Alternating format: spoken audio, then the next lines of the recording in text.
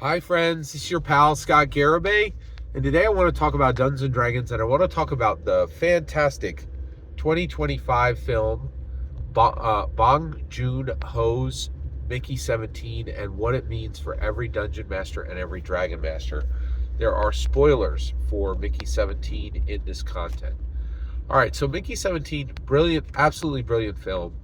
It's about a religious group who travels to a new world to populate the new world, right? To make a colony, actually to make an independent planet with humans on it. Now, actually, if you've ever read, even marginally read in settlement science fiction, right? You'll know that they were probably pointing to Mormons here.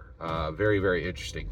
A lot of people actually believe that the Mormons are more likely to achieve faster than light uh, travel speed and settle um, a new planet for humans more than the American government or more than any independent billionaire like Jeff Bezos or Elon Musk. And the reason why is their religious beliefs align with it, right?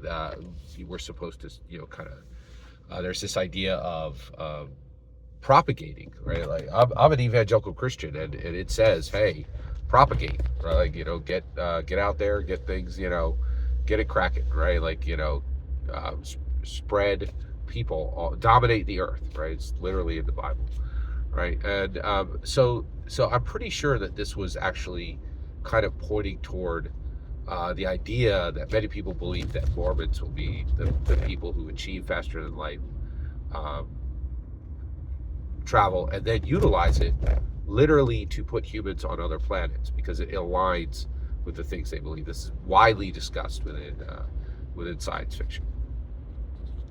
So really fast. So this was fascinating. But this is every Dungeon Master content and very much every Dragon Master content because it talked about three types of identity, right? So in the movie, Nadja is she's a security guard. Actually, she's a security captain who serves the religious group, right? And she is a freestanding, independent human, and that's it, right? She's a freestanding, independent human. Okay. Then there's Mickey 17. Mickey 17 is an expendable. He is a human print job. So they invent human printing, and the original Mickey Barnes, he actually he actually signs a contract that says you can use me to die in inventive ways, so that regular humans don't have to die on this expedition, right? And boy, do they! They use him brutally, absolutely savage use of a human being, but he's an expendable. So when so they specifically put him into situations where he's going to die, then they wait for him to die, and then they reprint him. Okay, but it's extremely important that he dies before they print him, and the reason why is when human printing was invented, there was this extended discussion, especially with with a religious group, about using these expendables because these expendables, what's the relationship of a soul, right? If there's multiple Mickeys, and so what they decided is you can print new humans, but you can never print another human while the other one is alive, right? Because of this question of the soul, right?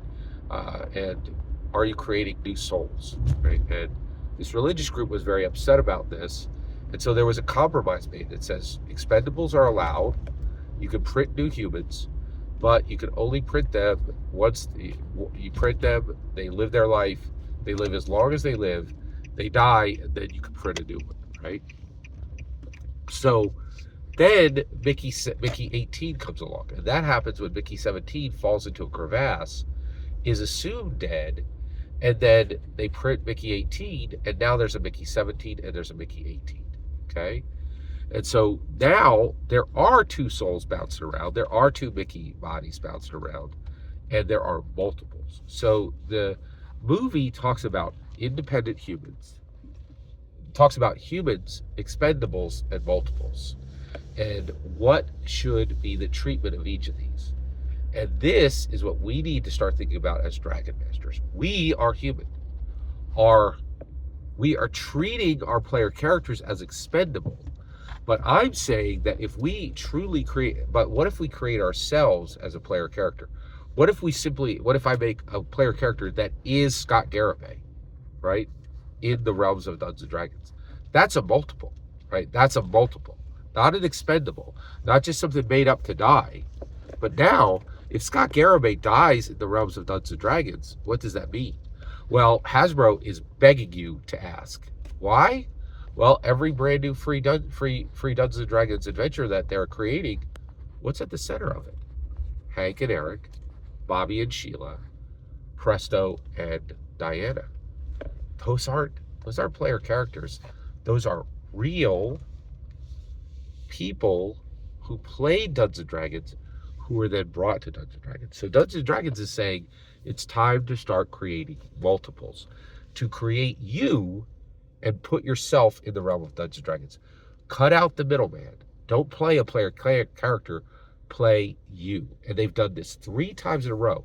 Uni and the Lost Horde, Hold Back the Dead, and Scions of the Elemental Evil are all begging you to make yourself in Dungeons and Dragons. Every single word you just heard in this video is my humble opinion. The important part is when I get to hear your humble opinion. When you get in the comments and send your traffic, please consider like, subscribing, and have a fetch millennium.